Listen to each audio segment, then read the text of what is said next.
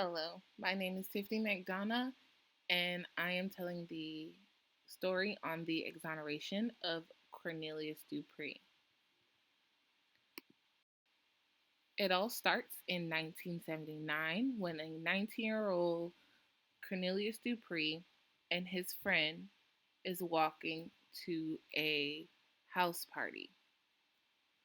He had recently graduated high school, he was known as a hard worker, and he was looking forward to his future.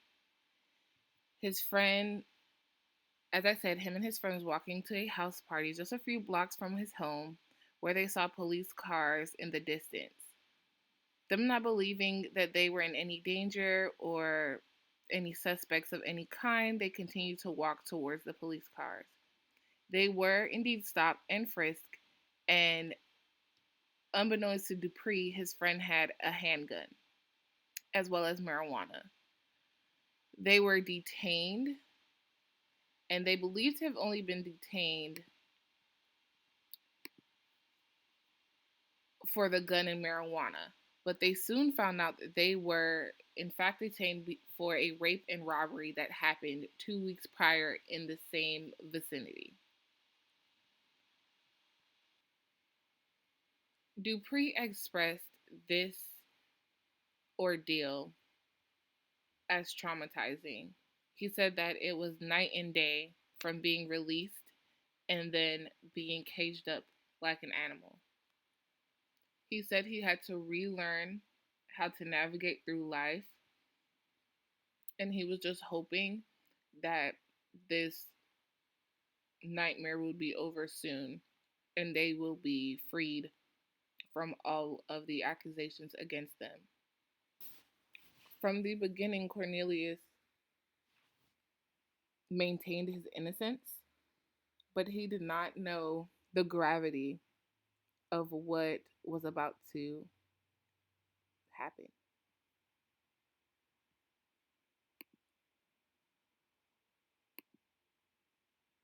What actually happened the night of the rape, it was a Caucasian man and woman. They both stopped at a liquor store to get cigarettes and to use a payphone in Dallas, Texas. As they walked back to their car, they said that two African American men with a gun approached them and ordered them into the back of their car. The men then drove away with them, robbed them of their money, and then the victims then said they were brought to a nearby park where the woman was forced out of the car and raped by both men.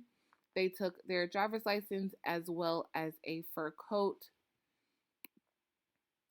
and then they left in the car. The woman managed to get to the side of a highway where she collapsed and she was found unconscious by a car passing by. It was said that a few days later, two men were attempting to sell the coat at a grocery store a couple miles away from the liquor store. The car was found abandoned, and that's when 2 weeks later they stopped Cornelius Dupree and Anthony Mason Gale on their way to the party.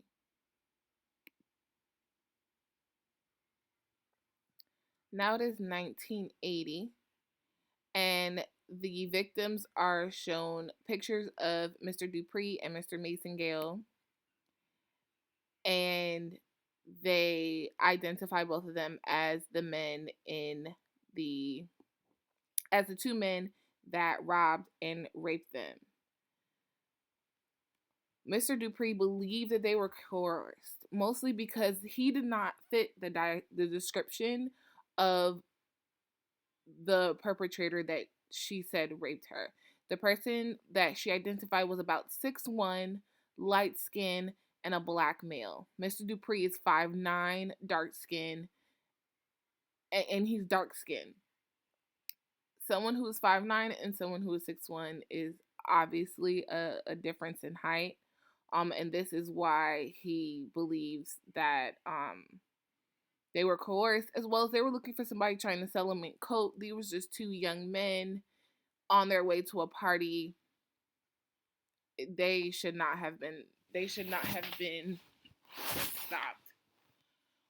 And this is why he believes that he was coerced. But unfortunately, they did convict him.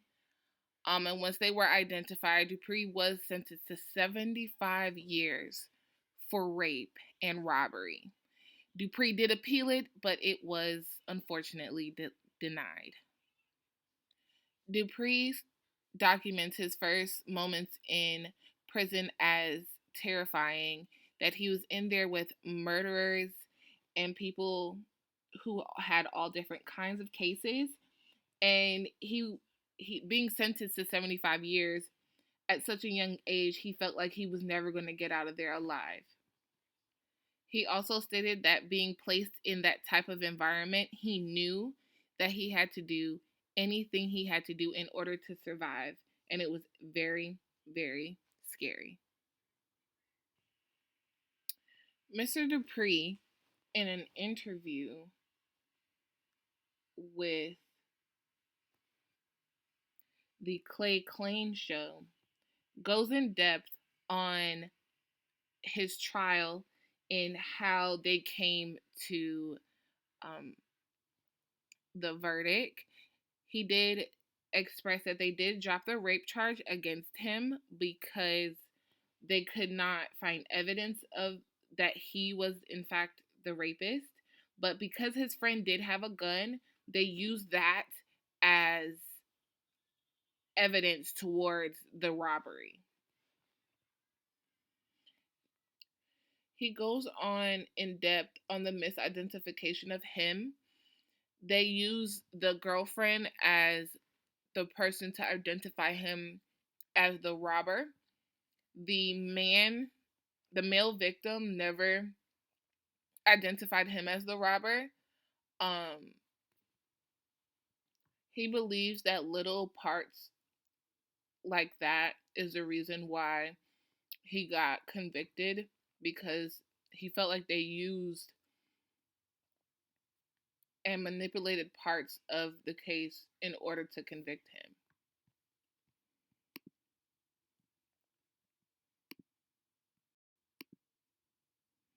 In 2007 is when Mr. Dupree reaches out to the Innocent Project to look into the case. The Innocence Project was founded in 1992, and it is a non-profit that helps free innocent people and prevent wrongful convictions and create fair and compassionate and equitable system of justice for everyone. The Innocence Project learned that pubic hair combings and cuttings taken from the victim were still preserved. In July 2008, the Innocent Project contacted the Dallas County District Attorney's Office to request DNA testing.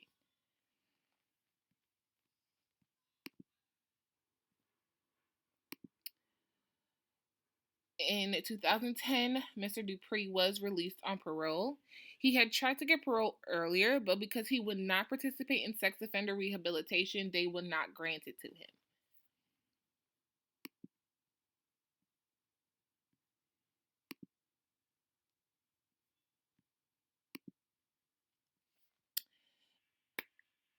After serving 30 years in prison, Mr. Dupree was released on parole in 2010, and then DNA tests found two male profiles, neither of which were from Dupree or Masongill.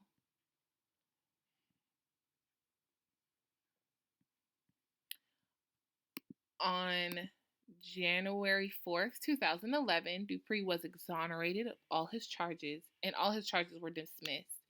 Dupree was awarded over $2 million in state compensation and a monthly annuity of $13,000.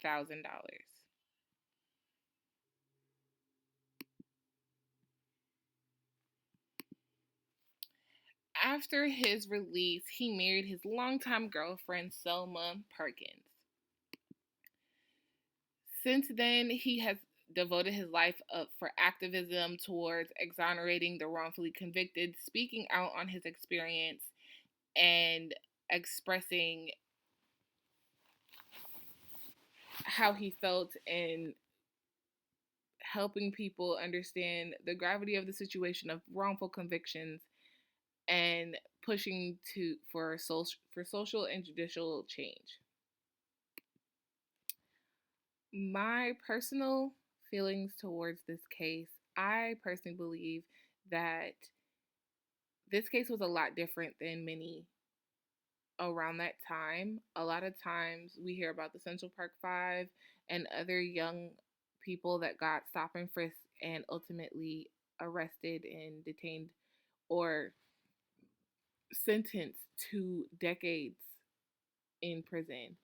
And many of them just say, yes, I did it, believing that they will go home. And I believe this story is different because he kept his innocence throughout it all and believed like that I'm going to stick with the truth. I'm not going to say that I did this because I know I didn't. And I believe he believed in his mind because he knew that if you say that, yes, I raped and robbed someone, you will not go home. And I think that is admirable of him. And I think that's ultimately um, what made him be able to be free, even though it did take decades in order for that to happen. I think there's a lot that has changed since the early 70s and the 80s and early 90s. I believe there's a lot that has changed, but we definitely still need a lot of reform.